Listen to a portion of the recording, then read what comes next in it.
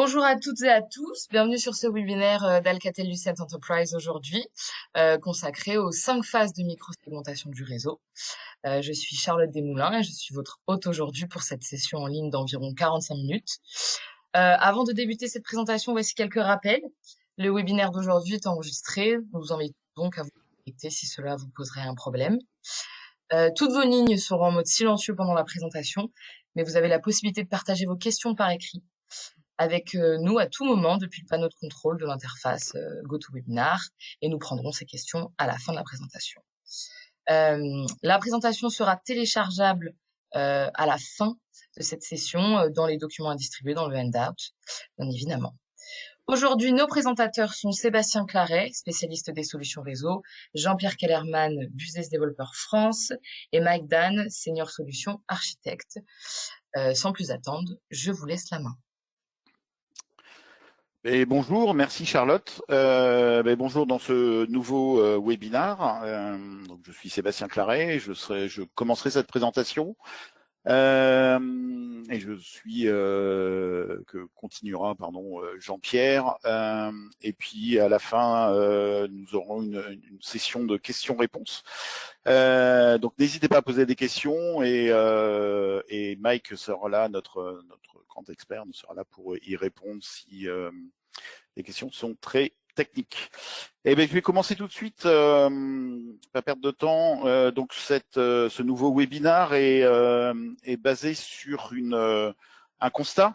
Un constat évident de problématiques de cybersécurité qui se développent énormément, on va pas revenir là-dessus, et quelles sont les nouvelles stratégies qu'on peut mettre en place pour essayer de renforcer l'aspect sécurité, notamment l'aspect sécurité des réseaux, évidemment, puisque on va parler ici de réseau. Et donc ce webinaire va parler de stratégie qu'on appelle zéro trust, et comment cette stratégie peut être mise en œuvre avec de la microsegmentation de réseau.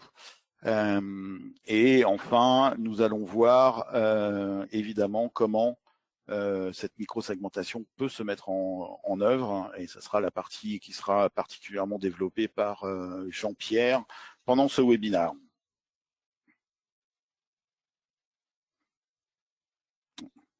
Petit problème de souris, excusez-moi. Donc j'ai commencé par une petite image. J'aurais pu évidemment mettre des tonnes de statistiques sur le développement du nombre d'attaques, sur les problématiques récentes qu'on a vues de ransomware, sur le coût exorbitant que peut représenter ce type d'attaque pour les organisations, évidemment. Mais j'ai illustré ça avec cette petite, pour faire une petite pointe d'humour, même si le sujet évidemment ne porte pas trop à la rigolade, une petite pointe d'humour, pour illustrer ces problématiques de ransomware et d'objets connectés.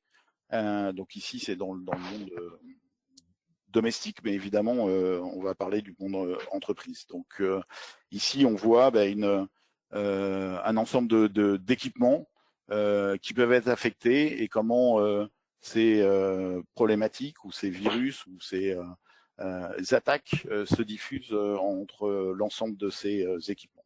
Donc une stratégie Zero Trust va nous permettre de renforcer cette sécurité pour éviter le développement de ce type d'attaque. Et cette stratégie Zero Trust va être basée sur une authentification et une autorisation de chaque utilisateur ou de chaque appareil ici avant de donner un quelconque accès au réseau. Donc ça, c'est le principe. Et pour renforcer ce principe, on utilise une microsegmentation qui est une approche importante, une part importante d'une stratégie Zero Touch pour réduire, je dirais, le rayon d'action d'une attaque, ou on pourrait parler de rayon d'explosion. Donc quand un objet ou un type d'objet sont infectés, éviter la propagation de ces attaques sur l'ensemble d'un réseau ou d'un segment de réseau ou d'un VPN. Donc l'agenda de cette présentation, je vais vous parler d'abord de ce que le paradigme Zero Trust. Certainement, beaucoup d'entre vous en ont déjà entendu parler ou lu sur ce sujet, mais je vais en rappeler en quelques mots les principes fondamentaux.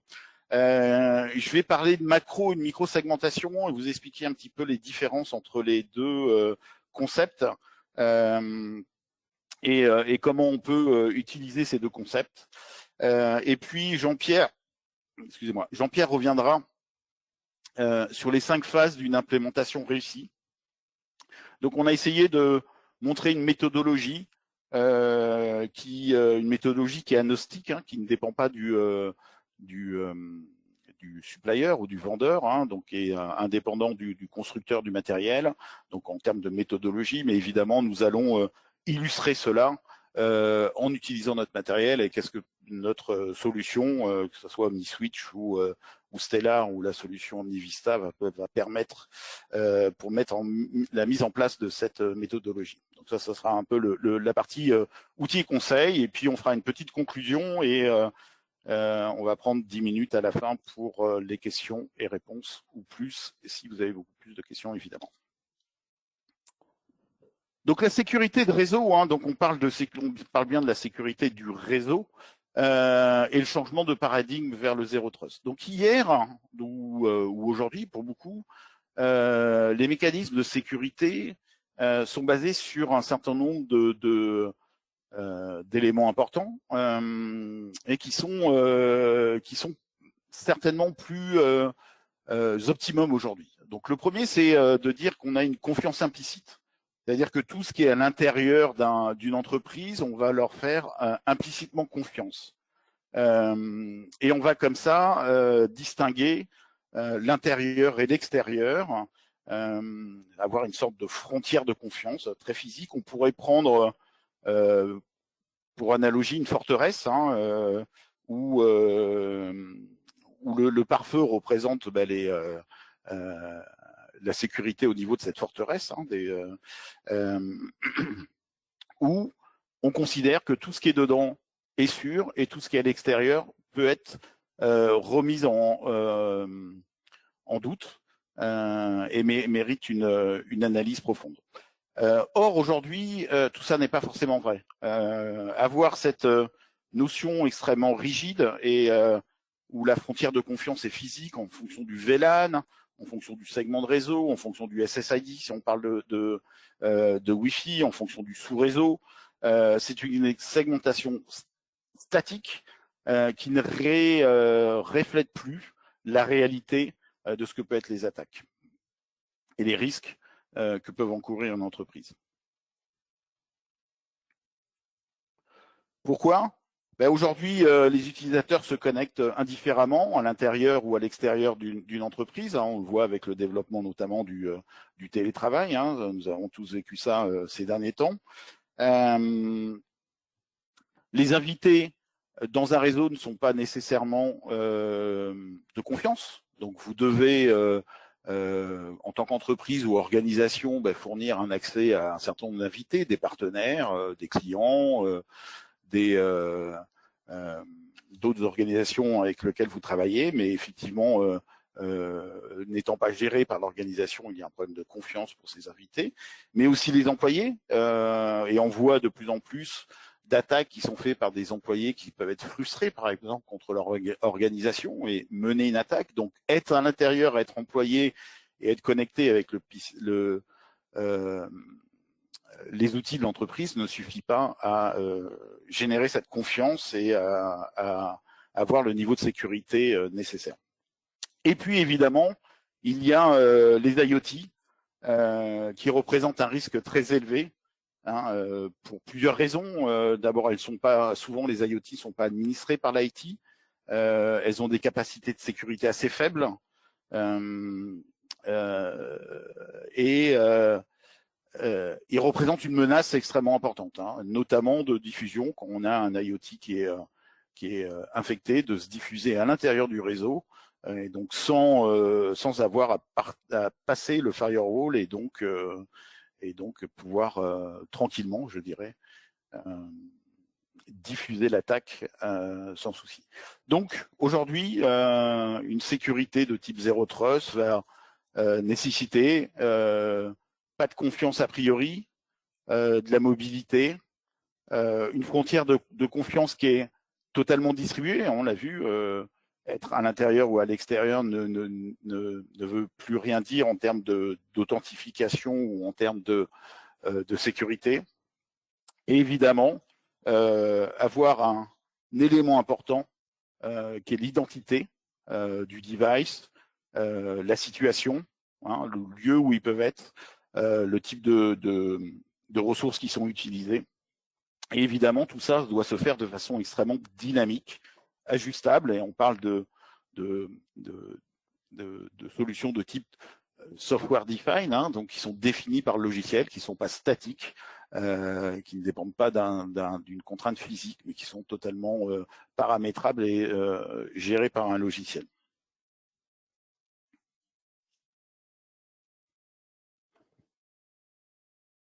Hop, petit problème de souris. Pour reprendre une analogie sur cette mise en place d'une stratégie à confiance zéro, donc zéro trust, j'ai pris un exemple ou une analogie, excusez-moi, de contrôle aux frontières dans un aéroport. L'élément clé, évidemment, de tout contrôle, que ce soit au niveau de l'immigration ou pour des problèmes de sécurité, c'est le passeport. Et le passeport, c'est quoi? C'est l'identité et l'authentification de la personne. Donc, la phase d'authentification est le premier élément et l'élément clé d'une stratégie zéro touch. Et sur la base de cette authentification, ensuite, d'autres vérifications peuvent être faites, comme le visa, les vérifications d'entrée et de sortie, par exemple, pour les mineurs, éventuellement des restrictions sur des vols, donc des personnes qui peuvent être interdites de vol pour des raisons X ou Y.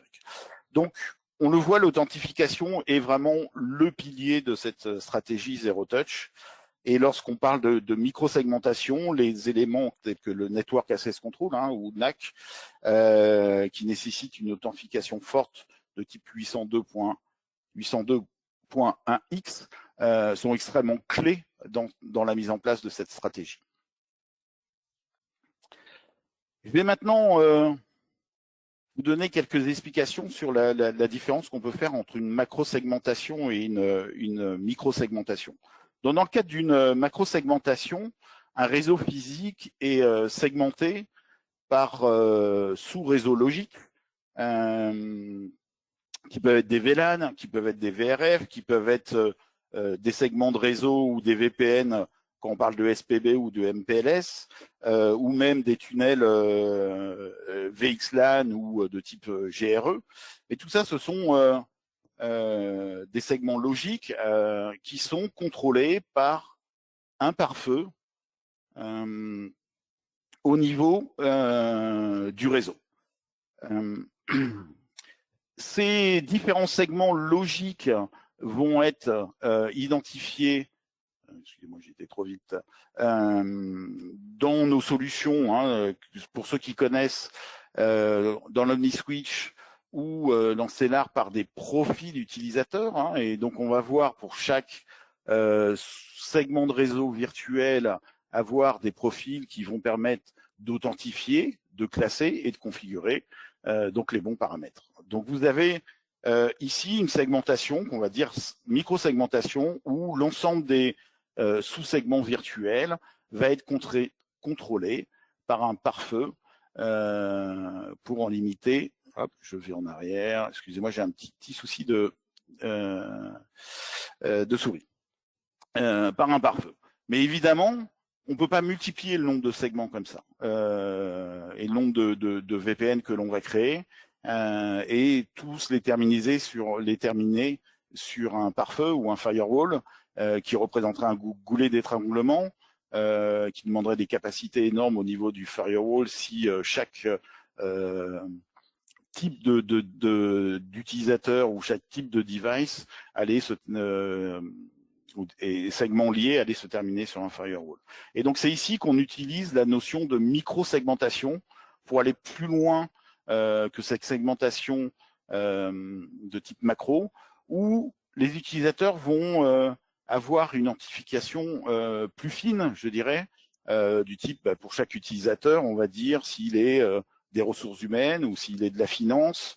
Quand on va parler des objets connectés, eh ben, on va pouvoir différencier une caméra d'un contrôle d'ouverture de porte, etc. Donc, on va utiliser cette notion où on va avoir un contrôle, non plus via le firewall, mais via les politiques de Network Access Control qui peuvent être présents dans nos solutions pour en limiter des aspects importants. Donc, une caméra de vidéosurveillance, même si elle est dans le sous-segment sécurité d'accès, puisque ça fait partie du contrôle du bâtiment, on va dire, et ben cette caméra de vidéosurveillance ne doit pas parler au système d'ouverture de porte.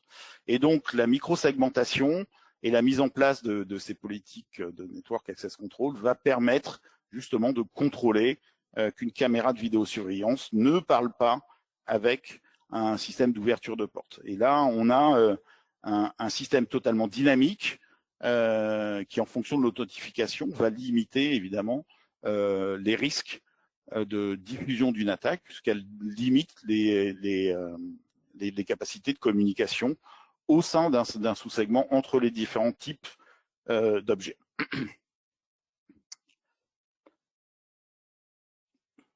Évidemment, cette micro-segmentation ou micro-périmètre définie par logiciel, et notamment quand on parle des objets connectés, doit être fait de façon dynamique, et c'est pour ça qu'on parle de définir par le logiciel. Elle n'est pas liée à des ports, à des VLAN, je l'ai dit en introduction, donc absolument pas statique, et tous les éléments qui doivent être pris en compte doivent être gérés de façon logicielle. Dans notre univers Alcatel Lucent Entreprise, on appelle ça les Network ou User Network Profile ou Unified Network Profile, qui sont des systèmes qui permettent ce qu'on appelle en anglais l'Access Role Profile, donc un profilage à l'accès en fonction du rôle de l'objet ou de l'utilisateur en fonction. Donc une forte dynamique pour classifier, authentifier et profiler l'ensemble des utilisateurs d'un réseau. Donc l'objectif final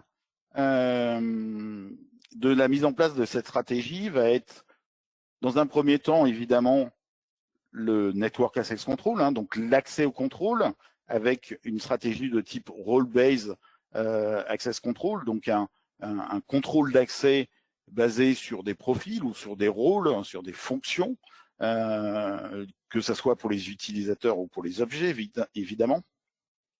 Une segmentation pour limiter la propagation d'attaques via des firewalls, évidemment, pour les macro-segments, mais pour les micro-segments aussi de façon latérale. Vous reprenez le schéma que j'avais illustré, donc pour éviter qu'une caméra de vidéosurveillance puisse, si elle est affectée, diffuser un virus ou un ransomware sur un système d'ouverture de porte. Et évidemment, un contrôle, une surveillance continue et une mise en quarantaine si nécessaire, si un objet ou un utilisateur est défaillant. Évidemment, ce sont des choses qui sont pas totalement nouvelles. Ce qui est intéressant aujourd'hui, c'est que un certain nombre de fonctionnalités ou d'évolutions des réseaux permettent une mise en place de ce type de stratégie de façon plus facile, plus optimum, plus légère, plus dynamique, pour augmenter le niveau de défense via des attaques qui se multiplient énormément. Ensuite, la question est évidemment, à partir de l'existant, comment j'arrive à ce point final. Évidemment, si on est dans un contexte de renouvellement total d'un réseau ou de construction d'un nouveau bâtiment, ça peut être relativement bien plus aisé à mettre en œuvre. Vous parlez avec, vous mettez en place l'ensemble d'une architecture, l'ensemble des règles dès le premier jour, et puis vous pouvez comme ça construire un réseau extrêmement sécurisé. Mais bien souvent, il y a un point de départ, un réseau existant qu'il faut faire évoluer, et ce point de départ peut être avec des problématiques de politique incohérente, notamment entre du LAN et du Wi-Fi qui peuvent être de différents phases de construction du réseau, voire de différents constructeurs, donc pas toujours des politiques de réseau très cohérentes entre elles, des segmentations qui sont très souvent statiques, hein, donc on le voit aujourd'hui très souvent, et une confiance, hein, je l'ai dit, une confiance implicite pour tous les acteurs qui sont déjà connectés sur le réseau, et un firewall qui ne sert qu'à contrôler l'interne versus l'externe. Évidemment, de plus en plus d'objets connectés ou d'équipements qui sont connectés avec ce qu'on appelle du Shadow IT. Alors ici, on va parler de Shadow IoT, c'est-à-dire de personnes qui connectent des équipements réseau sans forcément en informer ou sans forcément être gérées par l'IT. Et donc, ça crée un point aveugle ou un angle mort, on va dire, au niveau de sécurité, avec tous ces objets qui peuvent être connectés par différents types de métiers, sans en avoir un contrôle parfait de la partie IT. Et donc, ça peut représenter un maillon faible dans la chaîne de sécurité. Et puis, le dernier point, c'est, et on le voit très souvent dans des organisations, des entreprises, le backbone, qui lui a une segmentation extrêmement rigide pour diverses raisons, parce que évidemment il y a une confiance qui est plus implicite dans le backbone, puisqu'on est à l'intérieur, les ports sont identifiés, mais néanmoins cette segmentation rigide, pour éviter la complexité notamment des mécanismes de routage, etc., va représenter une certaine vulnérabilité et une rigidité dont il faut s'affranchir. Et donc, sur la base de ce point de départ, pour la mise en place d'une stratégie Zero Trust, en utilisant ces concepts de micro-segmentation, nous avons identifié 5 phases qui nous paraissent clés et que Jean-Pierre va maintenant vous présenter. À toi, Merci Jean-Pierre. Sébastien. Merci Sébastien. Donc voilà, on va vous présenter la méthodologie qui va vous aider à mettre en place une politique de micro-segmentation afin d'atteindre le concept de ce qu'on appelle le Zero Trust. Donc la première phase, elle va consister surtout à établir une carte de ce qui se passe sur le réseau. D'accord ? Ça, c'est nécessaire parce que vous devez avoir une connaissance détaillée de tous les équipements, alors physiques, virtuels. Vous devez avoir la connaissance des utilisateurs et des processus métiers qui sont utilisés au sein de l'entreprise. Ça, c'est nécessaire et ça vous permettra aussi de détecter si des gens ont installé des équipements sur le réseau sans avoir averti, je dirais, le service IT. Deuxième phase, c'est évaluer, je dirais, les besoins métiers.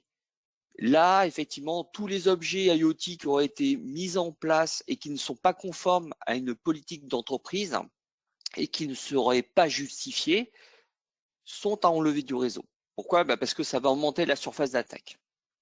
Pour le reste, donc, on va identifier les utilisateurs, les flux de trafic de part et d'autre, les flux de travail, c'est-à-dire les flux entre les équipements terminaux, les applications et les serveurs, parce que ceci va se refléter dans les politiques de sécurité qu'on va mettre en place. Et encore une fois, on va devoir mettre en œuvre, je dirais, le principe de ce qu'on appelle le principe du moindre privilège. Donc, c'est un petit rappel. Donc, c'est un concept de sécurité dans lequel on accorde à un équipement ou à un utilisateur le niveau d'accès ou les permissions minimales requises pour accomplir le travail. Ensuite, il se peut que sur un réseau déjà mis en place, on constate que des équipements ne sont pas conformes à la politique d'entreprise ou qui ne sont pas capables de s'y adapter. Donc, dans ce cas-là, il faudra mettre en place ce qu'on appelle un plan de restauration, de remédiation pour les mettre en conformité ou établir des contrôles supplémentaires pour ces équipements. La phase 3, ça va être la phase de ce qu'on appelle la planification. Donc, à ce niveau-là, on a déjà une connaissance des équipements physiques, virtuels, des utilisateurs, des flux de travail, de tout le trafic. On va transformer ça en politique de sécurité. Donc, la politique de sécurité va être un mix entre ce qu'on appelle la macro-segmentation, entre les différentes zones, et une micro-segmentation dans chaque zone. Donc, je rappelle, la macro-segmentation, c'était des politiques de sécurité qui sont établies entre des zones comme je dirais des VLAN, des VRF, des VPN, etc. Donc, ces zones-là, on contrôle les entrées et les sorties avec un firewall interne. D'accord? Donc, les firewalls ne sont pas mises qu'en périphérie de l'entreprise, mais peuvent être disposées en interne. Et ensuite, dans chaque zone, on va définir des politiques associées à des profils pour différents types d'utilisateurs ou différents types d'équipements. Et ensuite, on devra définir comment on associe ces utilisateurs, ces équipements à leur réseau, donc au subnet de réseau, au VLAN et à des politiques. La quatrième phase, ça va être une phase de simulation. Donc, ça va être l'application de l'authentification, de la politique de sécurité, alors ce qu'on appelle en mode fail open, c'est-à-dire que tous les équipements, par exemple, qui n'arrivent pas à s'authentifier, dans une première phase, on va toujours les autoriser à travailler sur le réseau. Pourquoi? Parce que ça peut être des flux applicatifs métiers, etc. Et donc, tous ces flux vont être consignés, on va les journaliser, et derrière, une fois qu'on a fait cette simulation, on a vu ce type de flux, on pourra mettre en place des schémas d'authentification ou des politiques adaptées. Et la dernière phase, donc, pour aboutir à cette zone de zéro trust, ça va être effectivement de s'assurer qu'on n'a plus d'échecs d'authentification, okay, que tous les flux illégitimes sont bien refusés, donc on les ferme carrément. Okay, donc on passe d'un mode qu'on appelle fail open à fail close. Et donc tous les utilisateurs qui n'ont pas été référencés dans les premières phases, tous les équipements qui ont été installés en cours de mise en place de cette méthodologie seront bloqués et tous les flux seront refusés. Et après ça, on continue toujours à surveiller les matériels qu'on avait identifiés, les utilisateurs qu'on avait authentifiés et tous les flux. On continue à les surveiller malgré le fait d'avoir une authentification et derrière, on met en place, si nécessaire, une politique de quarantaine. Attendez. Voilà. Alors, maintenant, on va passer en revue certains équipements qui vont nous faciliter la transition vers, je dirais, vers cette politique de zéro trust. Donc, comme on disait précédemment, l'une des choses importantes pour la mise en place de la sécurité, c'est vraiment l'identification de tous les matériels et objets ici IoT. Donc, on doit pouvoir identifier et classifier tous les objets qui se connectent sur le réseau LAN ou wireless LAN. Alors, je rappelle, un matériel IoT, ça peut être classiquement un PC, une tablette, un smartphone, un capteur de porte, capteur de température, mais ça peut être dans le domaine domestique, une console de jeu, un aspirateur Wi-Fi. Donc, pour vous aider à identifier tous les objets IoT, Alcatel a mis en place fin 2019 avec une release d'Omnivista qui était la 4.4.2, la possibilité d'avoir un inventaire de tous les objets présents sur le réseau. Donc derrière, on fournit, je dirais, le type d'équipement, le nom du fabricant, le modèle, le système d'exploitation. Alors comment on fait ça? Ces informations, elles sont recueillies de manière passive quand l'objet IoT essaye de se connecter au réseau. La première fois qu'un objet essaye de se connecter au réseau, il va émettre une requête de type DHCP. Donc il va faire ça sur un switch Alcatel ou une AP Stellar.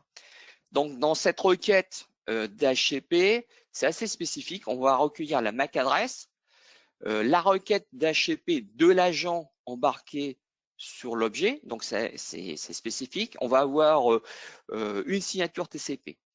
Donc toutes ces informations remontent à la plateforme Omnivista.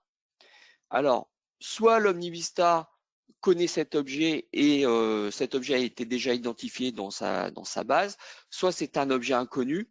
Et à ce moment-là, on va se connecter via une API sur une base digitale en cloud pour reconnaître l'objet.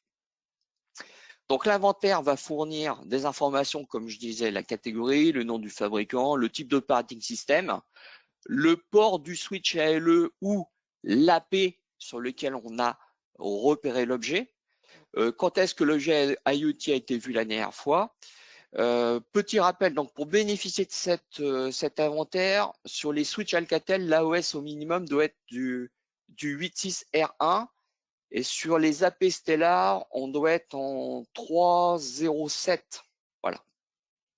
Donc à ce sujet, je voulais signaler l'importance pour nos clients d'avoir un contrat de support ALE pour bénéficier déjà premièrement de l'upgrade gratuit de la mise à jour majeure et minimum sur nos équipements pour bénéficier de fonctionnalités comme celle-ci.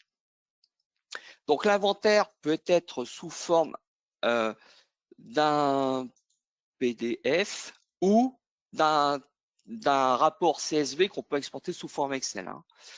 Ensuite, dans le rapport Excel, on pourra rajouter des colonnes supplémentaires pour indiquer, par exemple, le propriétaire ou le service qui est en charge de gérer l'objet IoT,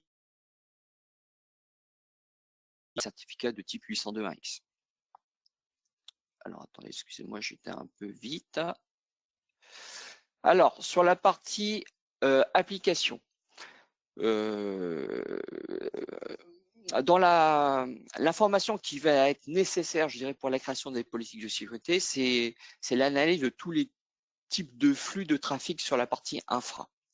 Et donc là, en fonction de l'équipement déployé sur l'infra, on va avoir des informations à partir d'outils de surveillance de flux. Alors, ça va être des flux de type, enfin des outils comme S-Flow, donc ça c'est sur les switches ALE on l'a. Ça peut être du NetFlow ou des technologies comme ce qu'on appelle le Deep Packet Inspection. D'accord, Deep Packet Inspection, ça c'est pris en charge sur la majorité des AP Stellar par exemple et des switches. Alors, je rappelle, S-Flow et NetFlow sont des outils qui sont utilisés pour la collecte, la surveillance et l'analyse du réseau. La différence entre S-Flow et NetFlow, c'est que S-Flow, ça va être bien meilleur pour un réseau de multiprotocolaire, tandis que NetFlow, c'est un outil qui est préférable pour du trafic basé sur IP et qui nécessite une certaine précision. Voilà. S-Flow, c'est indépendant de la couche réseau, ça a la capacité d'analyser et d'accéder au trafic des couches entre 2 et 7. Et comme je disais, NetFlow, c'est limité au trafic IP. Ensuite, alors, ici, si au préalable, on avait déjà la reconnaissance digitale des objets IoT, on va pouvoir avoir un rapport dans NISTA de cette matière-là. Okay.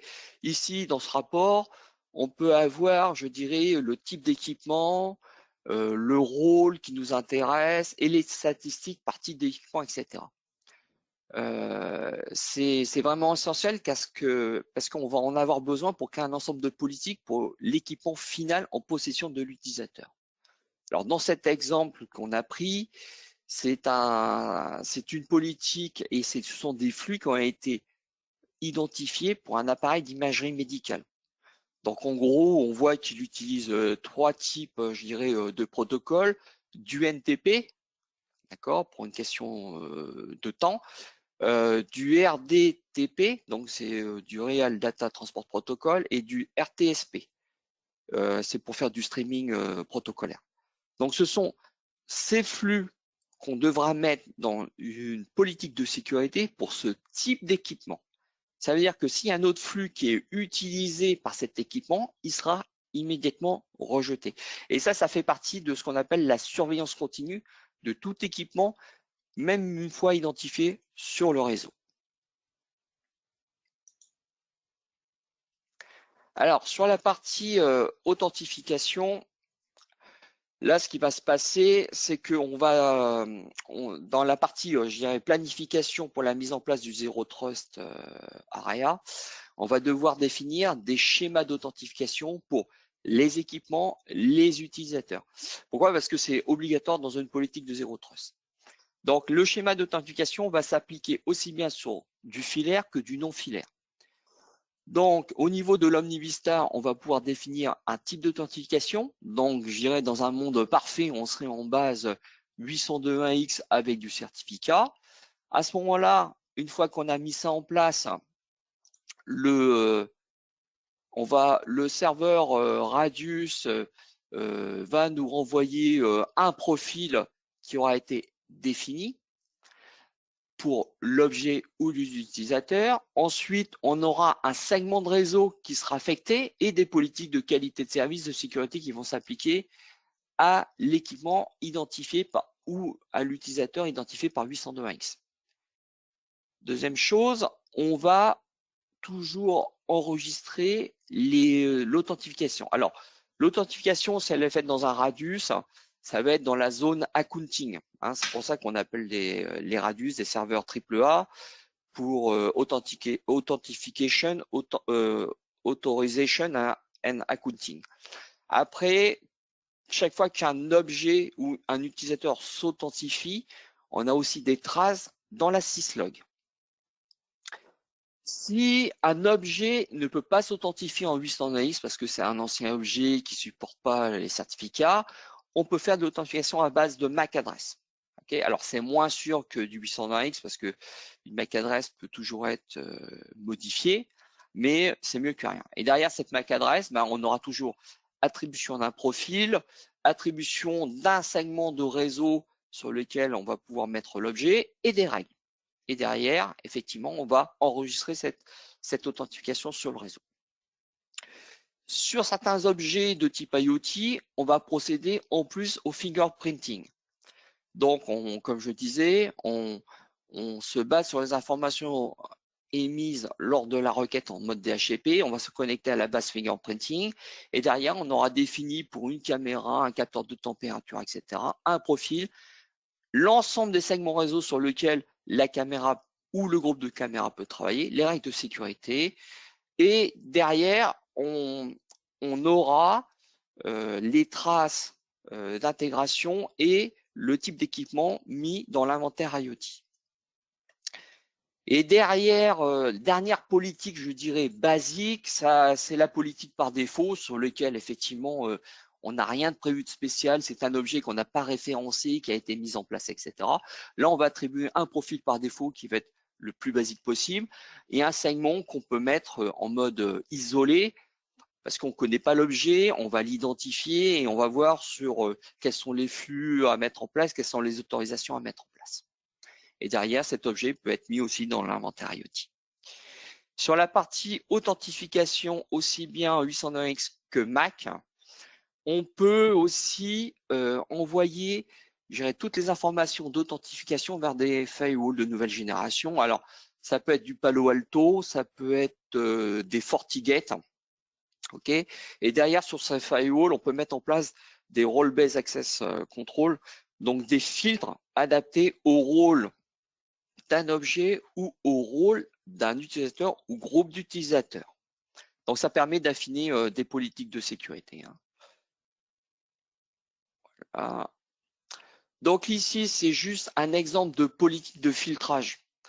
D'accord, politique de filtrage basée sur les rôles de l'objet ou de la personne. Donc là, c'est adapté, je dirais, à l'exemple que j'avais pris sur l'imagerie médicale.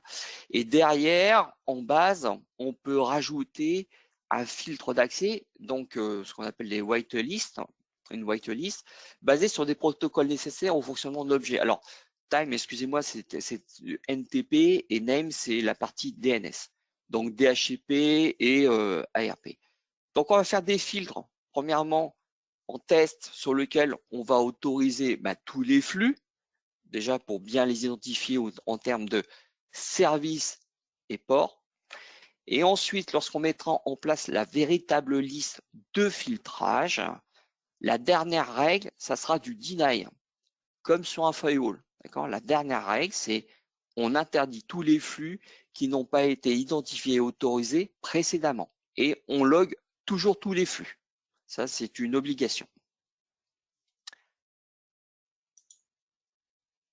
Ici, dans petit exemple de ce que l'on sait faire en termes d'intégration et d'authentification avec un firewall. Alors, comme je disais, avec du Palo Alto ou du Fortinet.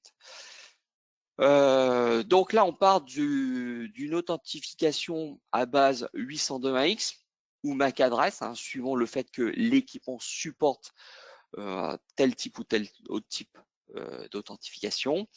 On passe à travers l'UPAM, d'accord, pour faire l'authentification. On peut se servir d'un radius externe en mode optionnel.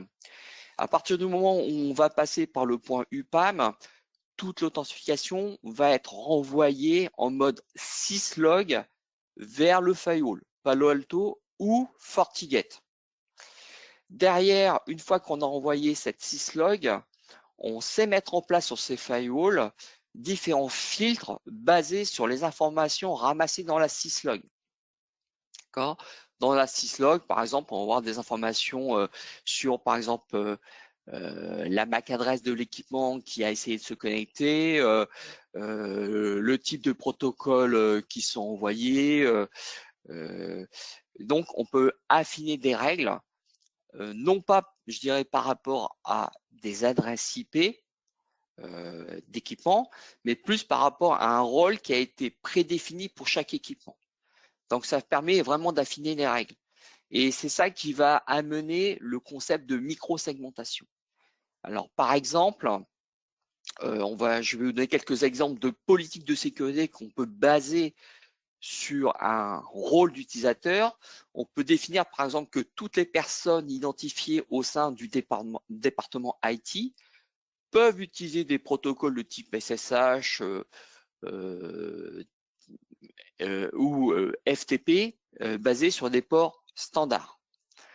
On peut, par exemple, autoriser toutes les personnes définies dans le service support de l'entreprise à utiliser Rainbow pour communiquer ensemble. On peut autoriser tous les utilisateurs de l'entreprise à consulter Facebook, mais seulement on bloque l'utilisation des applications Facebook et on réserve la publication seulement aux employés du service commercial. Donc ça, ce sont toutes les règles de micro-segmentation que l'on peut définir dans des zones de réseau,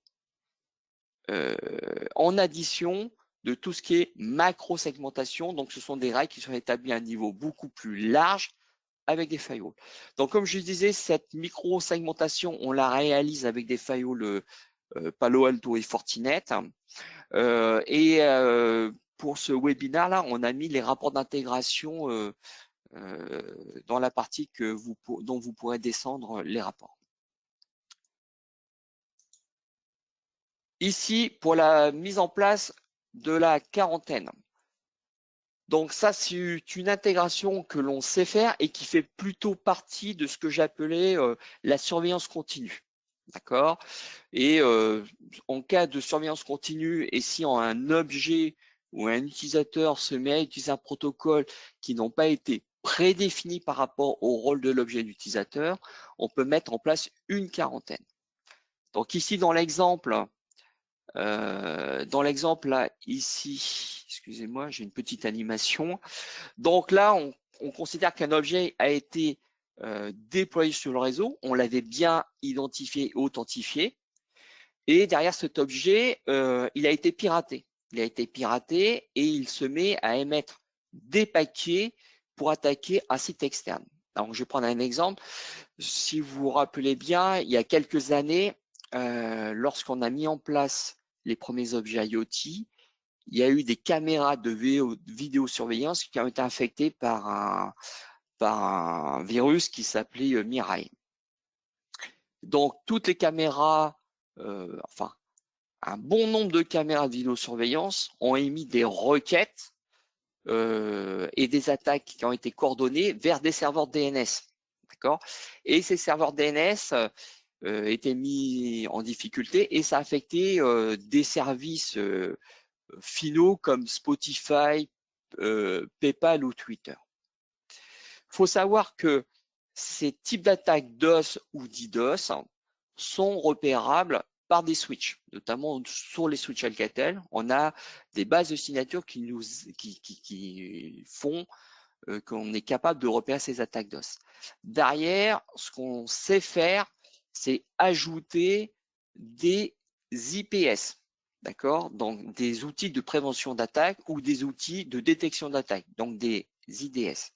Ces IPS ou IDS vont alerter la plateforme Omnivista. La plateforme Omnivista, elle a la connaissance de ces objets, d'accord, parce qu'elle les a identifiés et authentifiés. Derrière, elle est capable d'isoler ces objets une fois qu'elle les a localisés dans sa base de données. C'est-à-dire qu'elle va mettre une règle, elle va pousser une règle pour les exclure du groupe, du profil auquel ils étaient attachés, et on va leur attribuer un rôle de quarantaine. Dans ce rôle de quarantaine, on va les mettre dans une zone particulière. Donc cette zone de quarantaine, c'est une zone très restrictive, il n'y a pas d'accès vers l'extérieur, etc. Elles ne pourront communiquer qu'avec un hôte à l'intérieur de cette zone de quarantaine pour faire de la remédiation. Alors ça, c'est en fonction du type d'attaque qui a été déterminée ou de non-conformité par rapport à une politique de sécurité. Si c'est une attaque DOS vers un site de l'extérieur, ces objets vont rester en quarantaine et donc là, on aura une intervention humaine pour voir ce qui se passe. Si c'est juste une non-conformité par rapport, je dirais, à une politique de sécurité, c'est-à-dire que l'objet est rentré, je prends l'exemple, c'est un PC qui est rentré, qui a été connecté, un PC d'un stagiaire qui a été connecté, donné par l'IT, et on n'a pas eu le temps de mettre en place une politique d'antivirus. À ce moment-là, ce PC sera mis en zone de quarantaine, on fera une remédiation pour remettre en place, je dirais, la politique antivirale. Alors, attendez. Alors, en conclusion, les points à retenir. Attendez, j'ai un petit problème avec ma souris. Voilà. Les points à retenir. Une architecture donc de type Zero Trust, c'est basé sur de la microsegmentation avec 3 piliers. C'est déjà de l'authentification, soit en base 802.1x en mode de APTLS avec des certificats. Ça peut être dérivé avec de la MAC Authentication. Derrière, on a des politiques différenciées qui sont associées au rôle de l'utilisateur ou de l'objet. Et c'est toujours basé sur le principe du moins de privilèges. Et derrière, on continue à faire une surveillance continue avec une quarantaine si nécessaire. Dans des environnements de mobilité de zéro, la microsegmentation doit être toujours définie de manière dynamique pour s'adapter en permanence aux évolutions des applications métiers. C'est jamais une définition de type statique parce qu'on sera bloqué. Et je rappelle que la migration vers une zone, une politique de zéro trust, c'est un processus d'amélioration qui est en mode continu, parce qu'on ne pourra jamais mettre tout de manière définitive en un seul jet, d'accord, à condition d'avoir mis de l'infrastructure et une conception, je dirais, appropriée. Voilà, donc j'ai terminé notre présentation. On va passer aux questions-réponses. Merci Jean-Pierre, excellente. S'il y a des questions, Charlotte, est-ce que tu vois des questions? On va laisser 1 ou 2 minutes le temps que les gens posent des questions. Alors oui, effectivement, nous avons des questions. La première, avez-vous un document collecte de données type à nous communiquer?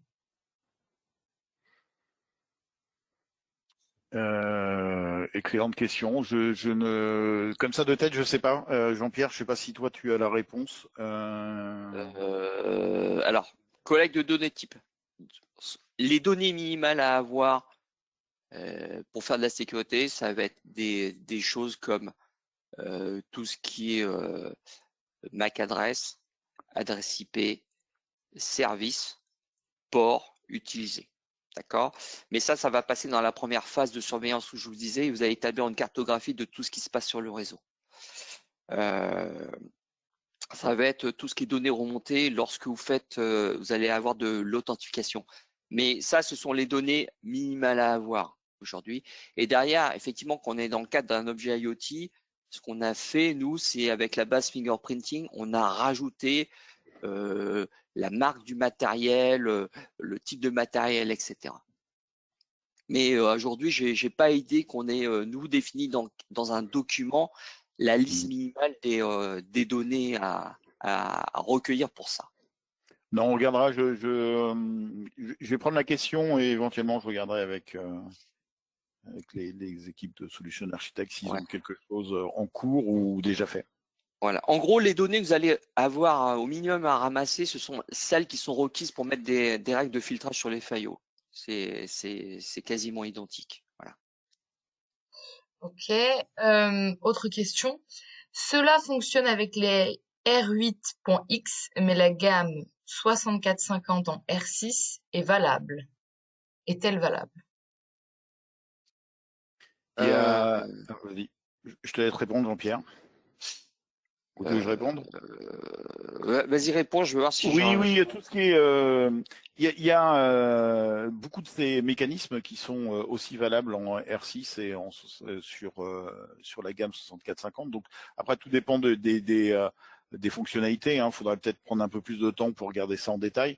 Mais la gestion par profil, par exemple, est disponible sur 6450. Donc ce qu'on appelle les UNP dans notre monde, les Unique Network Profile ou Unified Network Profile sont quelque chose qui fonctionne sur le 6450. Donc, en fonction de ce qu'on va mettre en œuvre, le fingerprinting va aussi fonctionner avec le 6450, etc. Donc, comme ce sont des choses d'accès, ça fonctionne. Le DPI dont Jean-Pierre parlait ne sera pas disponible par contre sur le 6450. En revanche, vous pourrez toujours mettre tout ce qui est authentification 802.x. D'accord. Et je rappelle que le standard, c'est un standard. Le 802.x, c'est un standard qui est aussi appliqué sur nos équipements de communication. Donc, tous les téléphones IP Alcatel supportent le 802.x. Donc, de telle façon que vous pourrez avoir une politique globale et commune d'authentification sur les équipements communication et les équipements infra chez Alcatel. Ok. Autre question. La microsegmentation ne nuit-elle pas à l'administration du réseau au quotidien? Excellente question.